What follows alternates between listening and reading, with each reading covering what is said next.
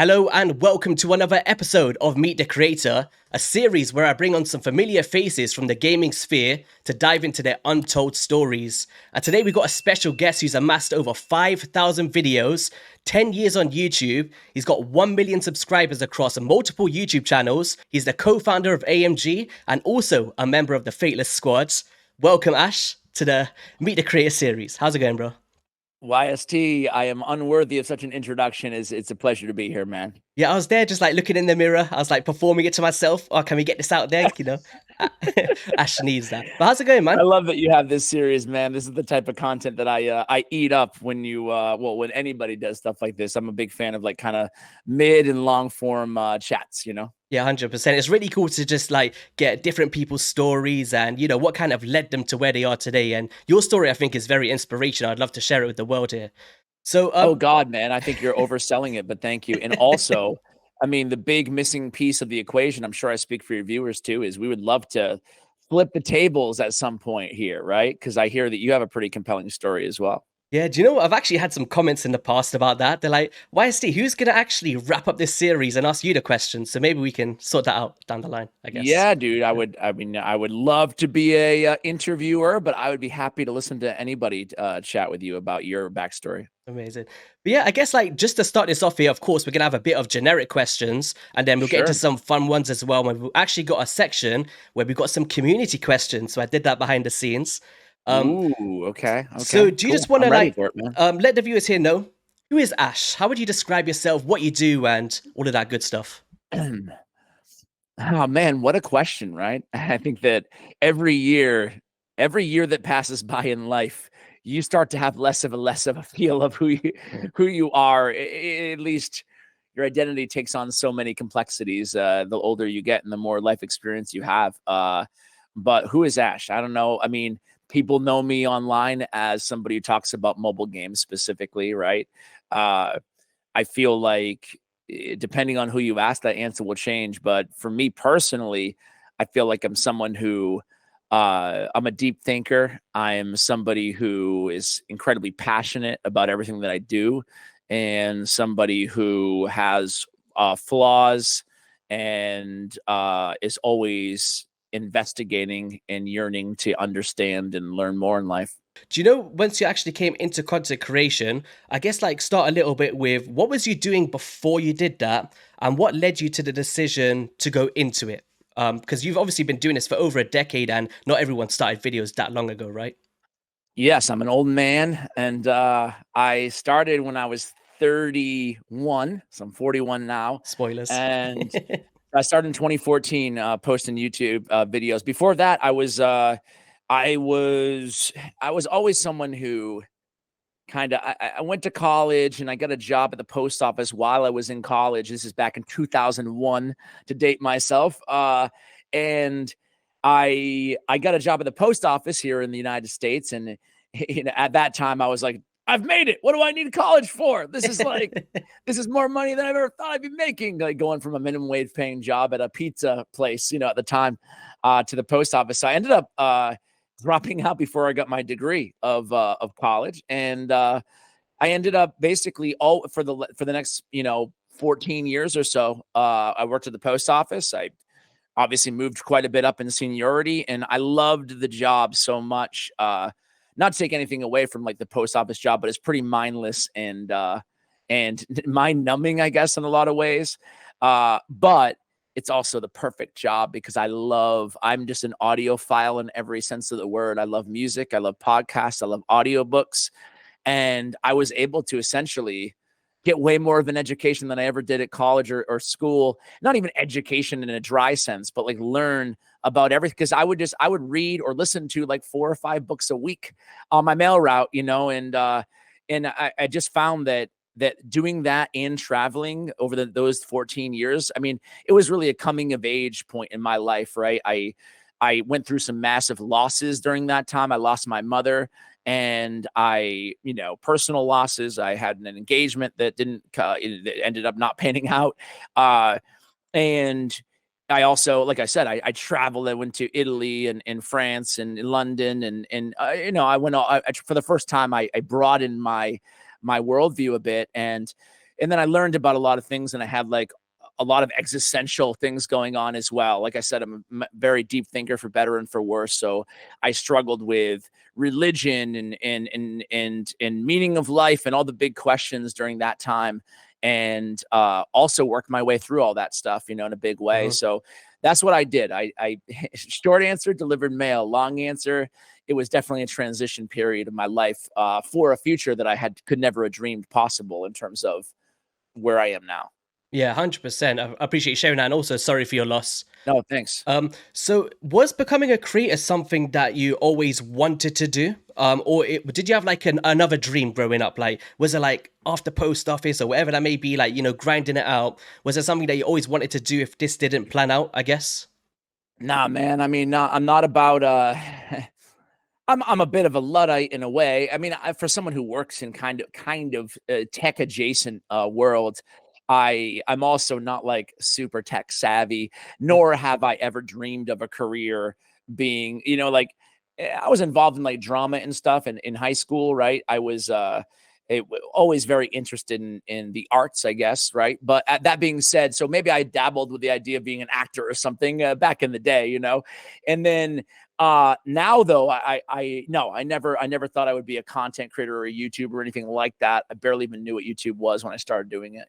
Yeah. Of So course, though, as a little kid, like in what, second, third, fourth, fifth, sixth, seventh grade, like, yeah, my dream would be, I think if you asked little Ash or whatever, I think being a video game tester or something like that, because there was no such thing as YouTube or internet or anything like that, right? But like, mhm. I want to test video games, for Nintendo. Like, I think that would have been my dream job. So in a way, there was some seeds there. Yeah. So you've actually got multiple YouTube channels for people that's not aware. You cover Raid Shadow Legends, which many people that's watching may know you from. But of course, you covered Clash as well for many years. It's kind of like a two-part question, I guess. Taking it all the way back to the very start, I actually noticed from watching your videos from 10 years ago recently that you had Oof, no for you. yeah, you had no face cam for a very long time. You was just kind of voiceover. Did you have a transition to where you turned on the camera? Was there a reasoning behind it, or was it just something you felt comfortable with over time? No, it's a pretty lame answer. I've always felt comfortable about it, but you got to think, Mhm. you got to remember back in 2014, dude, I could barely even figure out how to record a YouTube video, let alone how to Yeah. do face cam, like the tech wasn't there. I mean, it was there, but I didn't have it. I Mhm. had some rickety old PC, or not even, I think, a rickety old laptop. And not only did I not have a face cam, but I also didn't have, because think back in 2014, computers did not come standard with face cams, and I also didn't have any microphone, at all. So for the first maybe 2 years of recording on YouTube, what I would do is I totally just what's the phrase? But I don't know, pasted this stupid band-aid this thing together. So I have this methodology which is so archaic now, but I would record voiceover for every video on my phone, as on a voice memo as I watched the actual raw footage, and then I would email that voice memo to myself and lay it over on like movie maker or whatever the heck the crappy editing software was. And that's how I did it. I would just one take everything and just audio file it over. So basically, long story short, it was more of a technology issue versus a comfort level thing. Yeah, I didn't even think of that for a split second. I was like, wait a second.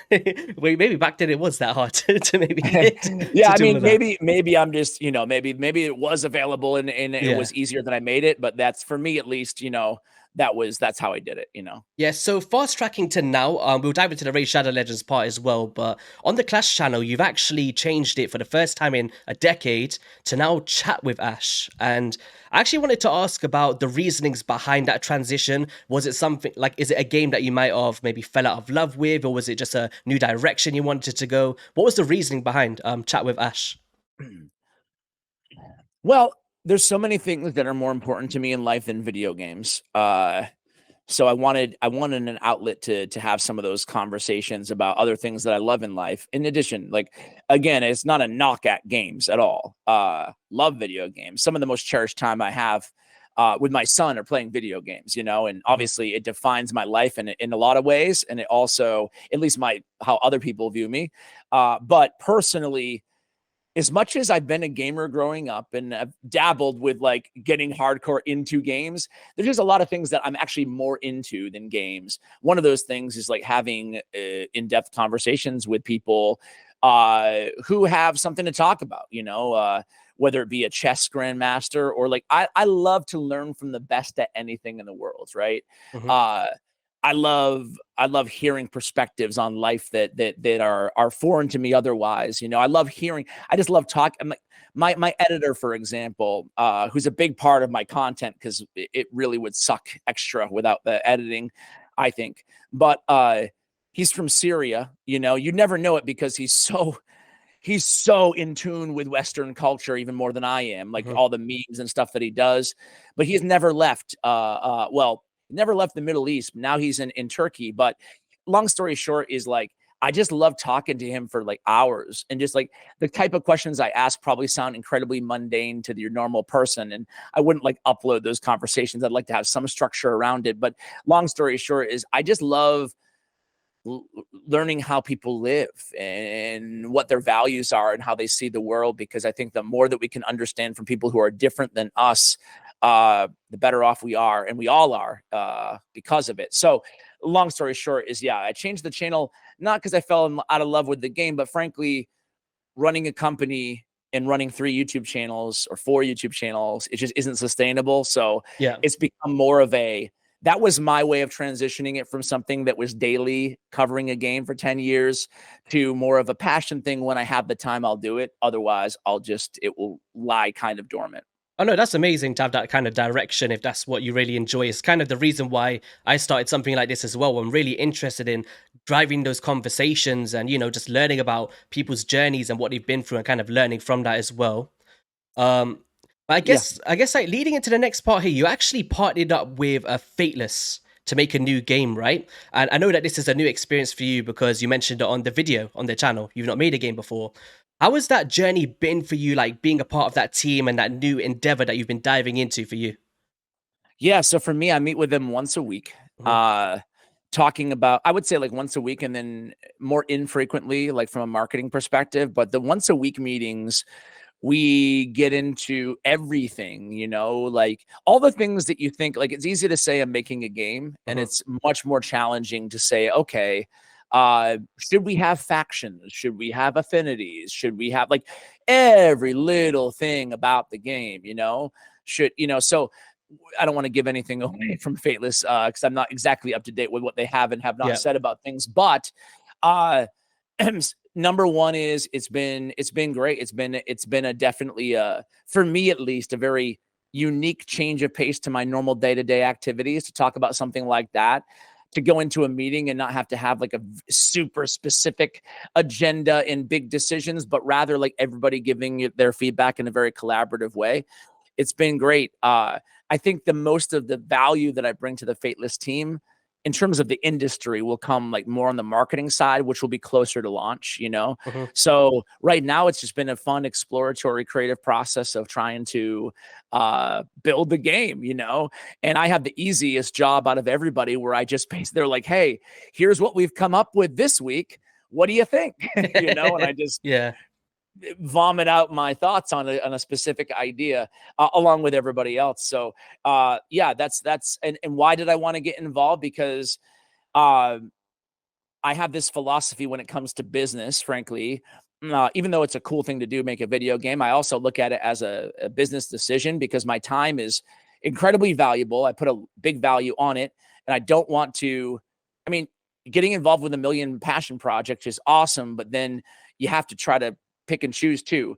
And frankly, I've always had this philosophy when it comes to business that I don't have the strongest. I have strengths certainly, when it comes to business, when it comes to life, but I have a lot of weaknesses too. And I always try to find people that perfectly complement my biggest weaknesses. And in this genre, in this realm, it's really the people who are the real analytical minds. I guess the mind of an engineer is something that I don't have. That's not me. So I always try to find those really people who have attention to detail, people who are incredibly fastidious Yeah. in their approach. And so I found those qualities in the HH gaming crew, right? I always admired what they were able to do. They were able to build a lot. I mean, you know this better than I do because you work on it every day. But the Hell Hades website, I don't think your average Joe, and I don't want to speak out of school, I don't think your average Joe recognizes what a monster, a kraken, a leviathan of a website that is in the gaming industry. That Yeah. website is one of the biggest gaming websites in the world.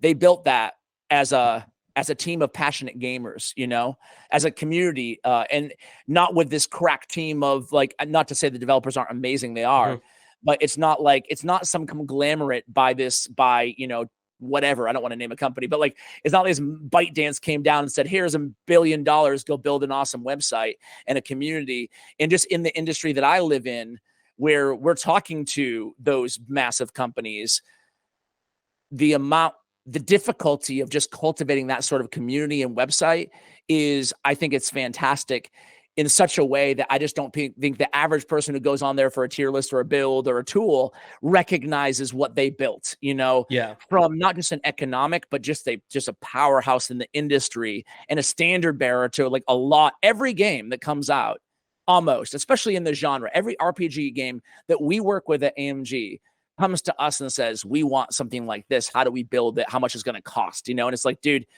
it's not that easy. And that's what so the team behind that was behind the Fateless. So, you know, that's my long-winded answer. Nothing short with me, as you can tell, of saying that I just wanted to be involved with that team. Yeah, no, Most of all. 1000%. Like speaking from myself personally, who's managed to see it firsthand, like working on the website in the past year, like it is very inspirational for me to see the passion that does go into these things, and having you a part of that project alongside them with some of the other powerhouses. I'm actually very excited to see how this game turns out, because it just all comes out from love and passion for the game, not just throwing money at it, right? Everyone's really, really dedicated and involved. So yeah, really cool. That kind of like leads us into our next one. You did mention AMG. Of course, you are the co-founder alongside your partner Powerbang. And did it kind of far exceed your expectations and the kind of talent that you've managed to obtain over the years and the growth that you've actually had in this industry? Oh yeah. Powerbang, or Lance, Hmm. real name Lance, he is he's one of those individuals that I just spoke about on the HH Gaming crew, right? Like, he's a guy that I met 9 years ago covering Clash of Clans. I met him in Finland, in Helsinki, and I remember having a long conversation over dinner and drinks with him, and I just remember in the back of my mind thinking that he's somebody I want to do something with at some point, you know? Hmm. Like, you don't meet people like that. That would be my advice to any viewer, is like, you don't meet people who are just don't fail that often, you know? People who just don't fail anything they put their mind to, you know? And it would behoove you, is probably a no-brainer, to try to work collaboratively with those individuals that you do when you do meet them. And the best way to do that is bring as much as you can to the table as well, and your own ideas. Like, you know, obviously you don't want to leech off like people like that, but you want to really make it a priority in your life to, hey, here's some ideas and here's how I think I can add to this idea, and try to sell them on it. And next thing you know, you're in business with them. And that's what happened with me and Lance. Of course, over the course of 3 years, you know, it was before we actually made the company, we were thinking of ideas and stuff like that. But yeah, so we've absolutely superseded where I thought we would be, because this is super self-serving and I struggle talking about this, but we're one of the largest gaming agencies / service providers in North America at this point. We have 80 full-time employees, and it's we're deal with all the biggest game publishers and developers in the world directly. And we have 140 amazing talent and growing. And I just, it's really, this sounds like lip service, but it's absolutely true. It's not it's not Lance and I, you know, it's past and present employees and staff, and just having that philosophy of exactly what I've been saying this entire convo, YST, is that, like, if we meet someone who to us is like a special diamond in the rough, like all throughout our career, not just AMG, like, forget the exact job description and forget the exact thing. Let's get them on board and find a role for them, you know? And so it's really the team at this point. It's all credit to the team that we have. You know, we're still obviously incredibly involved on it, and we're bootstrapped too. We never raised nothing, you know, it's just myself and Lance still. But we just lucked out with really, really awesome team and talent, and the rest has been history. So excited to see where things will continue to go. We're 5 years in, and I feel like we're still, in my mind, we're still a smaller growing company, you know? Yeah, no, I do want to like congratulate you on that. Like for someone like myself, also a thank you, because something that really kept me striving in the content creation space. I've kind of DM'd you about this in the past, was wanting to be a part of AMG and being represented by you guys in a sense. And it's been like a real big milestone for me to be able to achieve that. So are you kind of aware of like how much lives that you guys are in fact changing? Of course, you got 140 talents, as you mentioned, and financially, right? Like getting these sponsors, getting these deals, and working closely with the creators is something that I hold dearly to myself. Like even my management, my talent manager, he's always checking up on me. Like, how's it going, YST? Anything you want to change here? It's Who do you very have, one on JP? one. Sorry, Who's your talent manager? I Jeff, got I JP? got Mustache Dave. Mustache Dave. Yeah, Cool. he's a really cool Yeah. guy, man. But he does Yeah. always check up on me. It's not just business. It's like Happy New Year's and what did you get up to, right? And I really like that stuff. But yeah, do you No, some of our what? talent all of our talent managers, like every talent's different, right? And Yeah, like I said, we have maybe 150 by the time this goes live talent. So everybody's different. Some talent are like, dude, just give me deals. I don't want to talk to you. I don't want to make a friend here. yeah, Some on the other end of the spectrum, people who go through the most tragic moments in their life. And as you know, as any creator knows who've been doing it for a period of time, it's one of the most isolating jobs in the world. It's definitely a blessing and a curse in terms of you don't understand it unless you coop yourself up in a room every day, all day, and yeah, talk to nobody. Like it weighs on you, but it takes a while. At least for me, I didn't feel these effects until a few years in, that it was actually yeah, affecting my mental quite a bit. So that it can mitigate or alleviate some of that, like having somebody who's there on your team. It's almost like building a team around you, having a yeah, talent manager, But to answer your question, yes, I mean, not to sound weird about it or conceited or whatever, but like I think I do recognize the impact that it's had because it's had it on me as well. I mean, I'm a yeah, talent and a employee and an owner and everything. And it even goes before AMG. It goes to my first agency. I was incredibly hesitant of joining. I think like a lot of newer creators are, because people don't understand, but like we know that people don't like ads, right, on our YouTube channels. Because even though most people don't care or are used to it in content that they mhm, consume, there's always a vocal minority who are like, dude, sell out, ads, blah, blah, blah, like annoying or whatever the heck, And it's a struggle for it's a struggle at first, at least it was for me, to get over that, because you always pride yourself so much on not being a sellout and being in it because you're passionate, because everybody starts out that way. yeah, But then if you want to up your quality, if you want to up your cadence of content, you have to start making tough decisions. Like, I need some income here to be able to pay to upgrade or to be able to cut back on my day job or whatever it may be. And then you're stuck with this situation where you're like, I need to take ads and I don't want to take ads. And then I was hesitant. And basically, long story short, is one of my peers, one of my close friends, joined an agency.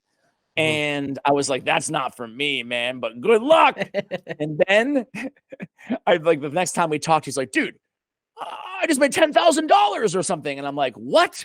And I'm like, you know what? Maybe I will talk about this agency thing you're talking about Yeah, there, So honestly, it was a little bit of FOMO, if I'm totally real. mhm, And then the rest was history. You always have to toe that line of how much is too much for your audience, yeah, uh, and do I want to stand by these products? There's important questions around the entire agency model and advertising model, but at the end of the day, especially in games like these, where frankly the audience is incredibly capped, I was averaging 150 to 250,000 views per video covering Clash of Clans, Clash Royale, and here my max is like on a really good video, like 50 or 60,000, but on an average, like 25,000 views. And to me, that's like pretty much capped, like there's mhm, not, to me, at least we haven't seen it yet. Let's put it that way. We haven't seen any channel in this genre. And when I say this genre, I mean like the fantasy gotcha genre really eclipse that. So when you're working with that sort of audience cap, you have to think of like, how can I push the limit in terms of quality and quantity on my channel without having millions of viewers to up your ad revenue and stuff like that. So anyway, long story short is it's through advertisements occasionally, you know? So anyway, that's my long-winded answer. So actually, something I wanted to speak about was you're very charitable in your videos, and you're also very charitable with your team at AMG, right? I see all the things that you do over Christmas, and plenty of things you probably do behind the scenes. How important is charity to you in your life? And do you have anything that's kind of close to you in terms of charity today that we could speak about and maybe link below for people to check out and raise some awareness? Yeah. Okay. So this is a great question. First of all, no one loves to talk about charity. Yeah. So try to make it as interesting as possible, right? Uh, I've always struggled with something in my life, YST. I've always struggled. And that is I'm not people in this world today, dude, you can't say anything. I feel like I need to give disclaimers because people always hear what they want to hear. Take everything so personally, you know? So like last time I spoke about this sort of thing, this is the context, is like some people, you know, just like absolutely, they hear what they want to hear. They're like, Ash wants socialism and blah, blah, blah. And I'm like, dude, I'm not about like, forget all the propaganda, all the fluff, all the bullshit that's been ingrained in you by society since you were a little kid, and just think for yourself, you know?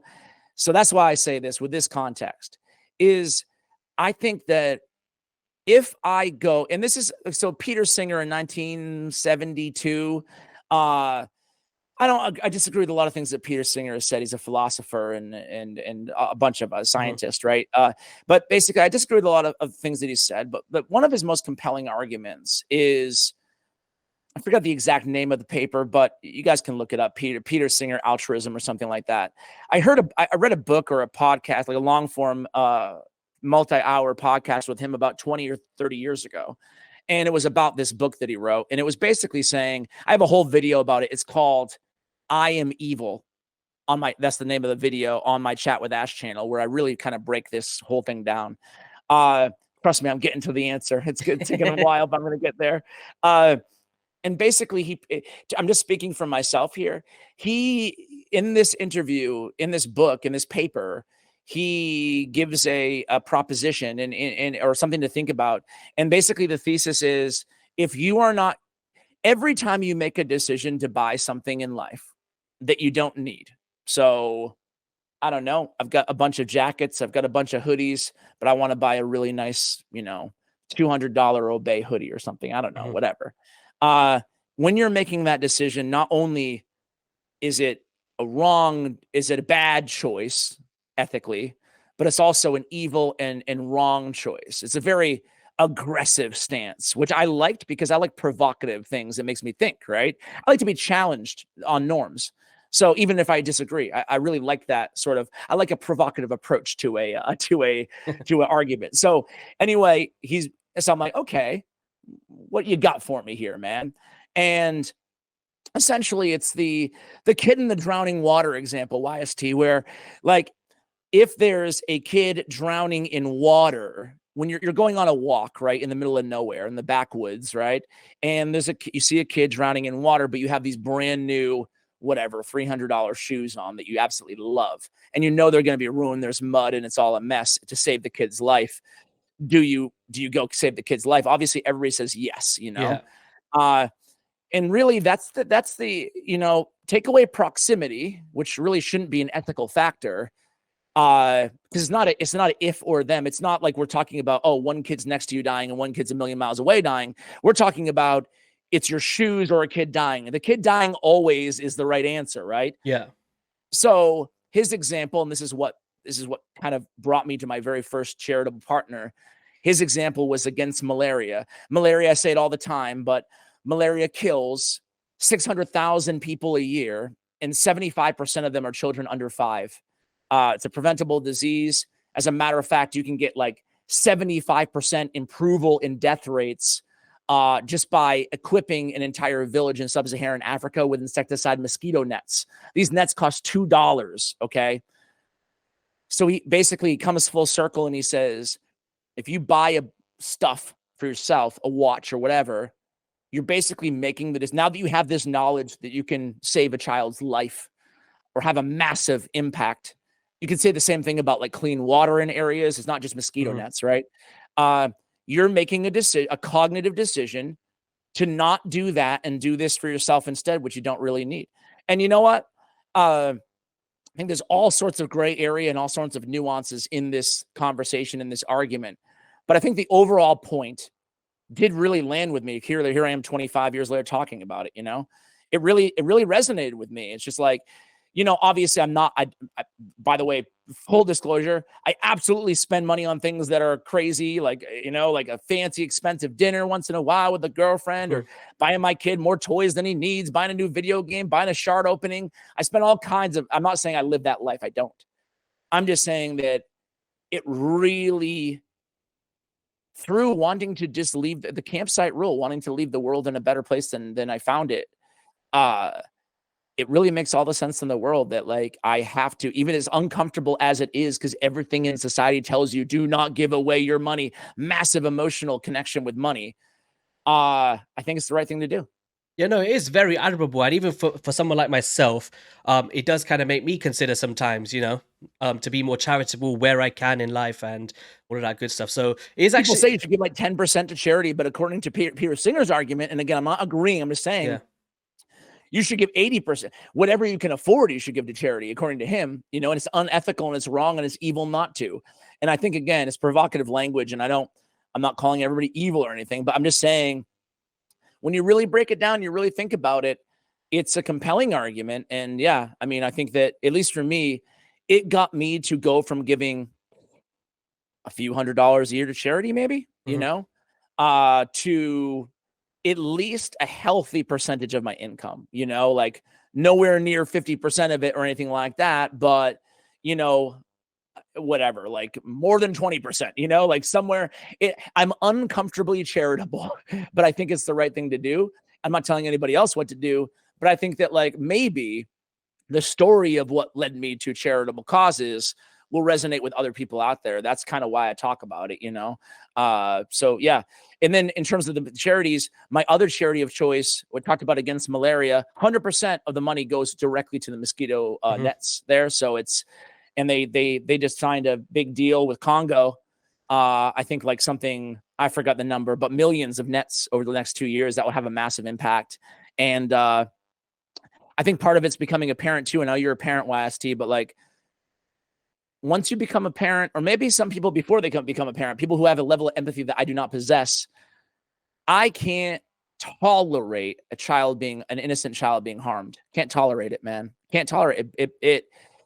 Just seeing my own child in any, I transplant my own child into any other child, and I just can't get by it. I can't stand for it, no matter what the circumstances are. I think it's always wrong. And I think that leads into like, I want to help children because they don't deserve to be in pain or die, The other charity is, I lost my brother in 2016 and he was 29 and we were really close. I talk a lot about him like in my videos and stuff, but essentially he was autistic. While he was alive, I was very heavily involved with I guess it's like a nonprofit service provider and lobbyist for, which is, I hate lobbyists. I hate saying that word, but like, the truth is people out there, if you have any friends or family members, or anybody watching with Down syndrome, autism, or just moderate to severe intellectual or developmental, or even mild disabilities, how challenging it can be to find services, to find housing if necessary as people get older, which happened to my brother. And I just saw the strain that it had on my family and organizations. No one wants to give money or help.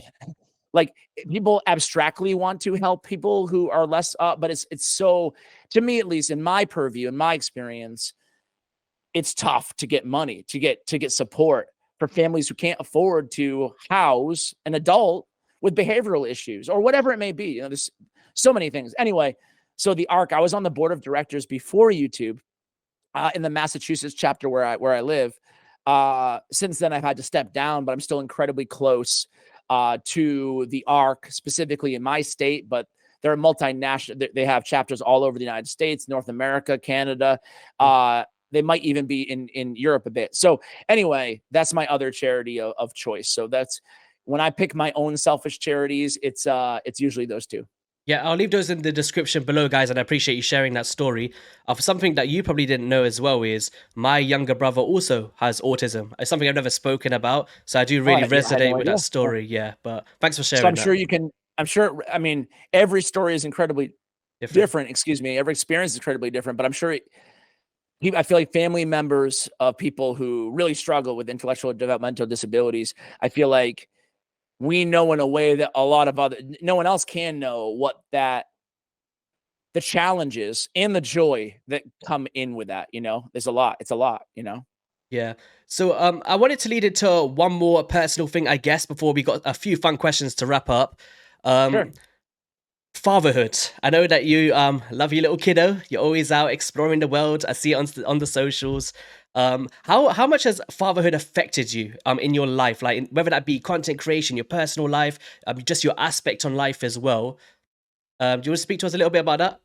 The impacts? Yeah, man. I mean, it is I just can't overstate it. Nothing in my life has even ever come anywhere close to the effect that fatherhood has had on my life. I mean, it's taken me from a sense of really struggling for meaning, really struggling for purpose, really struggling with, I guess, some thoughts that would really be akin to nihilism, and brooding in those thoughts, constantly. I think that it suddenly gave and struggling deeply from the losses of my brother and my mom personally, and other things, just relationships and whatever, like all that coming to like at it, and then my son was born. Yeah. And it I mean, everybody has a connection with their kids and everybody loves their kids, like most people love their kids, right?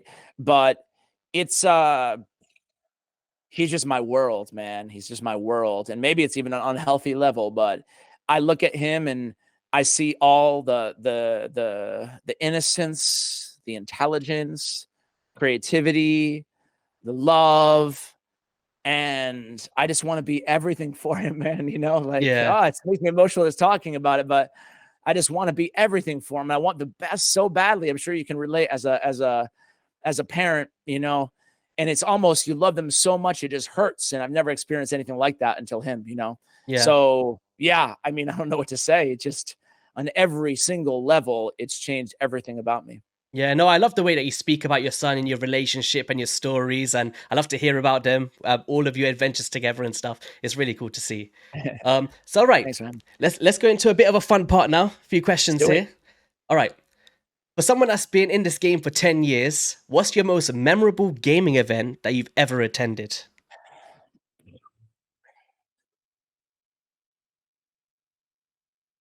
He's thinking all of those hundreds of thousands. uh, you know what? I was a play-by-play caster or analyst or whatever, in Clash Royale World Finals Tokyo 2020 or something, 2019, Yeah. 2018, I don't know, but like before COVID. And it, to some of my earlier points, it wasn't the event. Like, the event was amazing. It was massive CGI, massive stadium. I've done actually I hosted an event at the, oh God, what is it called? Like, it's in London. It's like the Copley Stadium, Copper State. I don't even know what the heck it's called. But I've done some big stadiums before, and it's always surreal, right? But this one was awesome just because of all the stuff from Japan. Like, Yeah.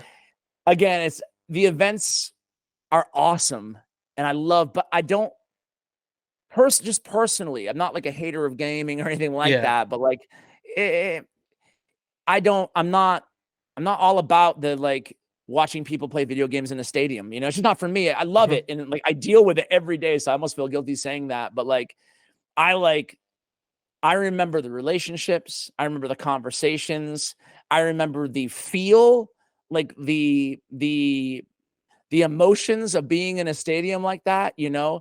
But most of all, I remember the culture of I had never been to Japan before that, Mhm. and the culture of like seeing, you know, in a gaming sense, seeing Konami and Nintendo and I really I love history, even video game history. So like I love that stuff so much, and I just love the culture more than anything. So that's why it's the most memorable experience. That's amazing. And also, next one thing in your life that's under $50, or let's just say $100, that you can't live without. It holds the most value to you, but it's not like super expensive.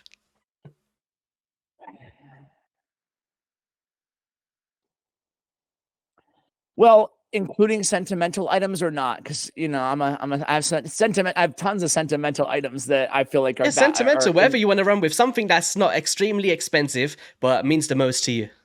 Yeah, like it would be a sentimental thing, you know, like old photo books or like Mhm. the super intimate stuff. Like, you know, my mom when she was passing away, she had like it was so crazy. She was 48 years old and she had a like one day she was diagnosed with lung cancer. She was a non-smoker, healthy, like super healthy individual. And then 3 months later, she was dead. You know, it spread so fast and it was so crazy. But during those 3 months, like we, you know, exchanged some items and like I wrote like basically a book worth of like I went to like a bookstore and bought one of those leather journals, you know, Mhm. and like we wrote back and forth in it and stuff like that. So like I know it's super intimate to share. So it feels like I should have been like my wallet. But yeah.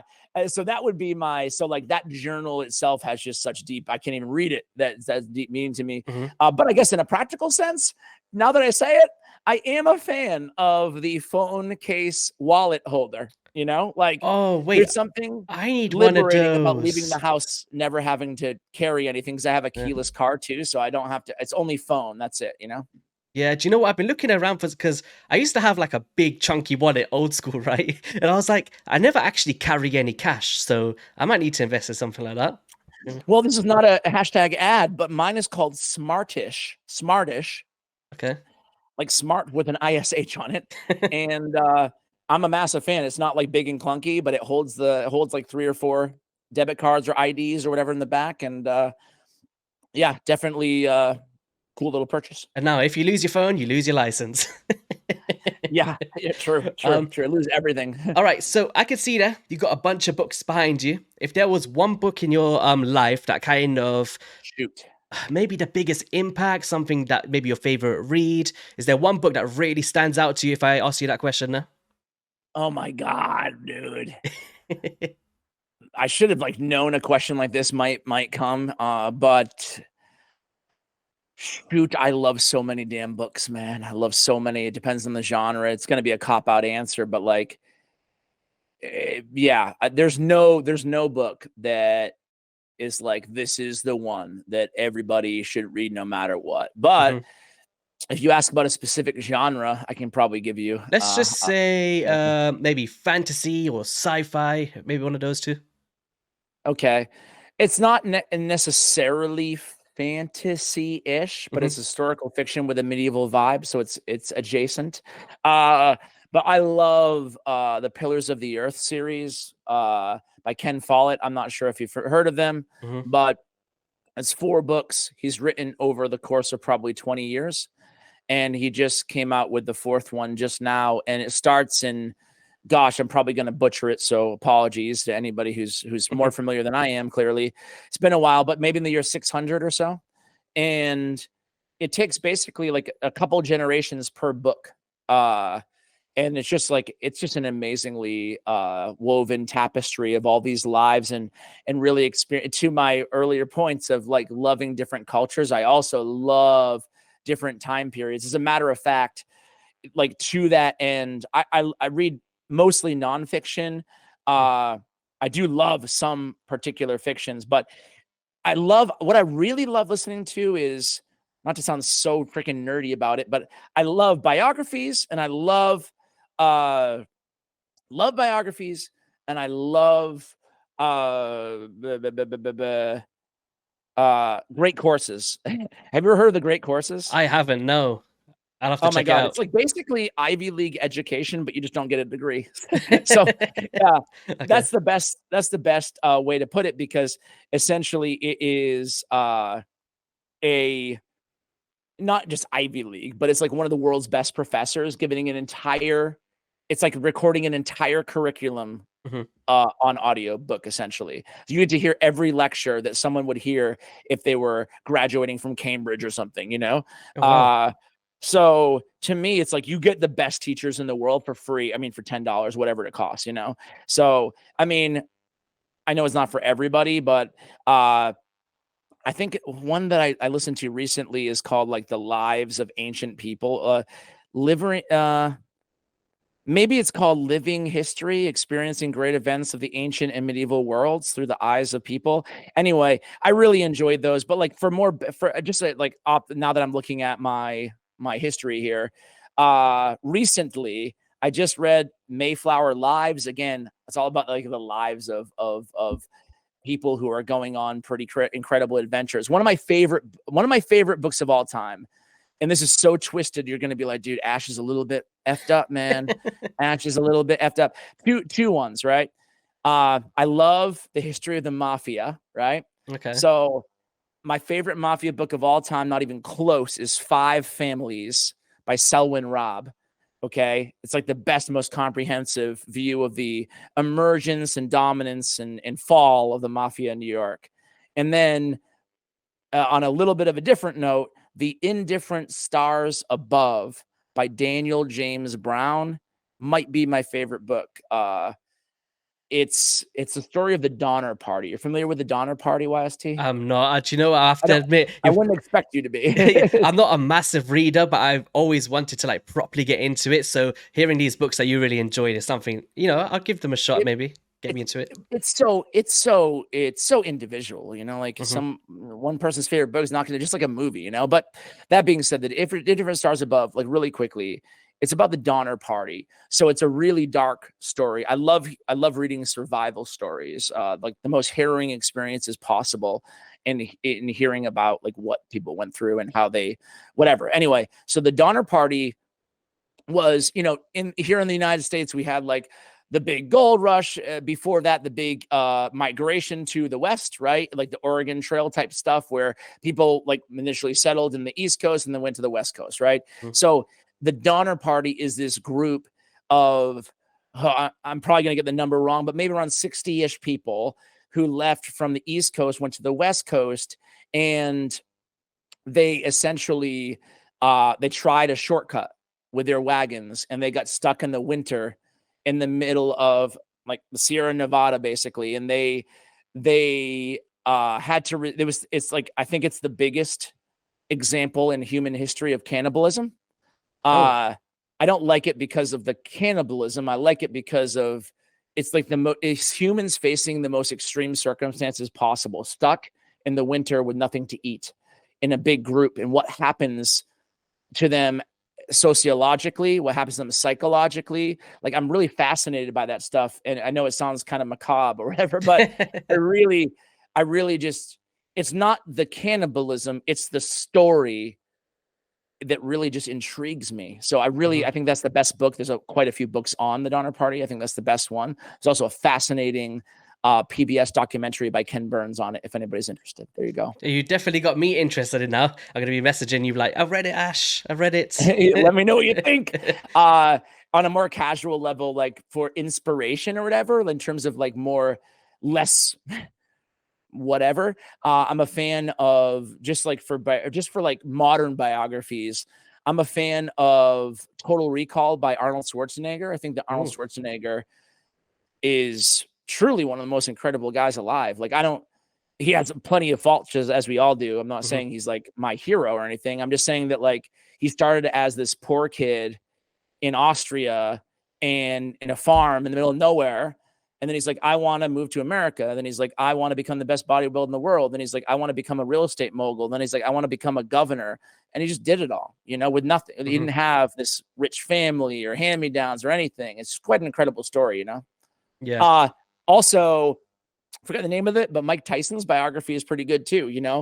I like reading about flawed individuals, clearly, and because I am myself, right? So I like that stuff. But those are a couple more recommendations for you. All right, so just to wrap up here, we got a few questions from the community as well. I actually posted in my Discord, and they got some cool ones for you if you want to quick fire through these. So Vlad the Large says, not related to Raid, but Ash is clearly jacked.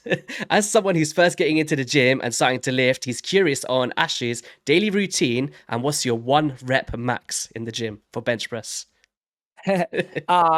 Daily. So first of all, I am not jacked, but I go to the gym 7 days a week, which I would not advise for anybody. It's to my point earlier about how I never leave my house and I never get out.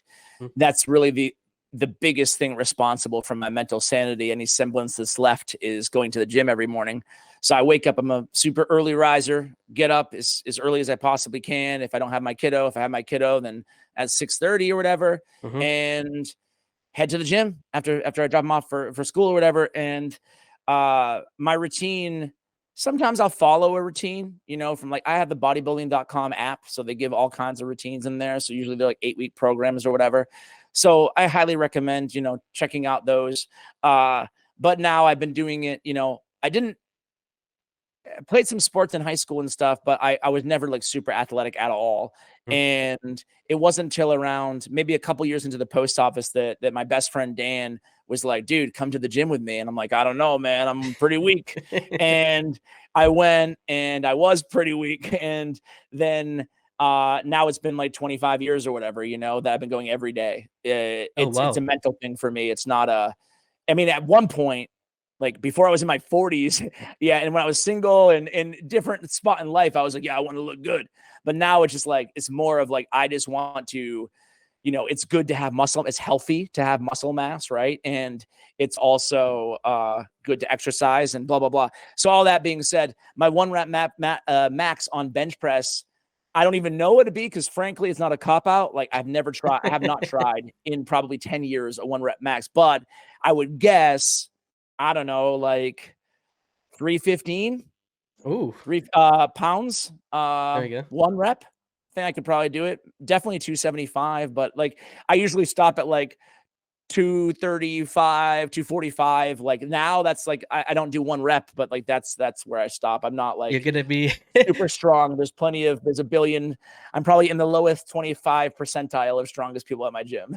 You're gonna stroll into the gym next time and look at that weight and be like, I'm gonna beat what I just said in that video. You know what? Maybe we'll try, and maybe I'll need a spotter. Maybe I'll be like, I thought I could do it. All right, just one more question from the Discord. A big head Mike BMX says, if you can go back to the first day that you made a video or any kind of content creation, what would you tell yourself to do differently? Or would you? Well, I guess, and this is something I'm still working on, and I think this is an evolving thing, right? But I think I would drill it in my head from day one is, God, and the younger kids, they always do this, right? Us oldies, I feel like we're a little bit better, but like, don't give a crap about what anybody thinks about you. It's a constant battle to worry about what people are going to say or are saying about you or whatever. But I guess I say that in a sense of like, I would be a little bit more cringy, I guess, if I had to put a word on it, like, it's not that I want to be more opinionated or anything like that. It's that I want to this is a dumb little example, but like lately if I say something that reminds me of a song, I've like sang a few lines of it, like a couple lines. And that is like something I would never have done when I started YouTube. And even something now that I'm like, I don't know if this is going to play too well. And it's not like I have a great singing voice, but like, I just want to be totally real and silly like I would with my kiddo, and I feel like that, even though it is cringy at times and it's not for everybody, but I feel like the more you can just say what you want to say, I think that's when you make your best content, Amazing. So, all right, just to wrap up here, we've got one special question towards the very end, which I'm not sure if you've seen the previous episodes or remembered the question. But I don't remember the question, but I have seen Hades ask a question. It was Hades, right? oh, so you don't know what it is now. Oh We had no. someone Oh, since Nubs. It was then. Nubs. I did Oh yeah, it listen to was Nubs. Nubs. I Yeah, did. there we go. But Yeah. I was just gonna say goals for 2024 for Ash, and also for any aspiring content creators out there, can you just give a little bit or maybe advice for people coming up in this space of what you can say there? Yeah, it's obvious advice, but just do it. I think that so many times I hear from people being like, I was thinking about doing a YouTube channel, or I should do this or Mm-hmm. whatever. Just do it. Just do it and do it as much as you can, and you'll get better through it. Like anything else, right? You don't sit down at a piano and become a maestro in a week or a month or a year, and there's never a good time to start. You just got to do it. Mm-hmm. So that would be my number one piece of advice: is no matter the quality, no matter whatever the hell you're doing, just do it. And if you want to grow, do it consistently, be collaborative, and don't overthink stuff Mm-hmm. is, I guess, my big advice. There's something to be said about volume in the beginning to get reps in and learn, because I feel like some people can get paralysis by analysis on trying to be the best on day one. It's not going to happen no matter what. And the last to the collaboration advice, it's like, it's really powerful if you can collaborate. That doesn't mean going to the biggest creator and going, hey, can you have me on? It means like your peers, other up and comers. You can create a YouTube cluster. Like if a viewer, long story short, if a viewer watches YST and they've never heard of Ash, right? But you collaborate with, if your other viewers are watching my videos, it will still recommend my content based on like suggested content. Mm-hmm. But the more you collaborate, the more viewers will watch my content, even if it's not that particular viewer. Basically, through the algorithm, through osmosis, collaboration is incredibly powerful. I think people know that intuitively, but they don't truly understand. I've had the privilege of going on a few retreats with the actual YouTube engineers and coders who are behind the algorithm. And that's one of the things they're like, people don't really recognize algorithmically how much collaboration can grow somebody's channel. Amazing. And goals for 2024? You got anyone's? I'm like a soft goal guy. Yep. I'm not like a hard goal guy. I'm not a milestone guy at all. So that being said, I just want to be a better I want to be better at relationships in 2024. I want to be better for Lindsay, my girlfriend. I want to be better I feel like I give everything to my son at all times. So I think I'm good there, but like, I still want to be better. I still want to grow with him. But the people, I'm really bad going all the way back to the ups and downs and the mental struggle of everything. I'm really bad at I'm great at talking to people, but I'm bad at flowering the seeds of friendship, I guess, Yeah. And like, you can probably relate to that, because I feel like we get along and I consider you a friend, but it's not like I ever reach out and be like, how you doing? Like maybe once in a blue moon, if you don't upload for like 3 weeks or something, but like, I'm just not very attentive to any friends in my entire life. It's like, it's always been something I struggle with, and I want to be better at that. Amazing. And all right, so here it goes. If you can't remember the question, this will be a pretty fun one, actually. I forgot it. So my last guest, Mr. Nub Raids, had to ask for the next guest, but he didn't know who he was. His question was I know what he is. What do you mean? No, you don't know what the question. No, he didn't know who you was, because he didn't know who the next guest was, right? So objectively speaking, who do you think is the most attractive video game character of all time? It's from Nub Raids. I'm the wrong person for this one, man. I've never been a video game character admirer, even though I kid about Scylla the Drake. So maybe I should just choose her in Raid. You could do. I don't like. There's no. It's sorry to be a lame-o, but like, I don't think I've ever looked at a video game character as attractive. Just saying, now the comments from the last video, many people said the same one. I'm just so interested to see if you'll say this character. I don't even know what people would say. I'm not like a modern gamer, but like, I don't know. I'm just going to go Sylar. Sylar. All right. So what do people say in the comments? They chose Lara Croft, Tomb Raider. Oh, okay. Yeah. Okay. That's kind of an older game as well, right, dude? No, I think that's fair. I think that's fair. That's very fair. That's very fair. All right, so that was kind of it for the Meet the Creator episode. Thank you so much for Ash for coming on. And actually, wait, before we forget, we need a question for the next person. Did you get one in mind? Ooh. Okay.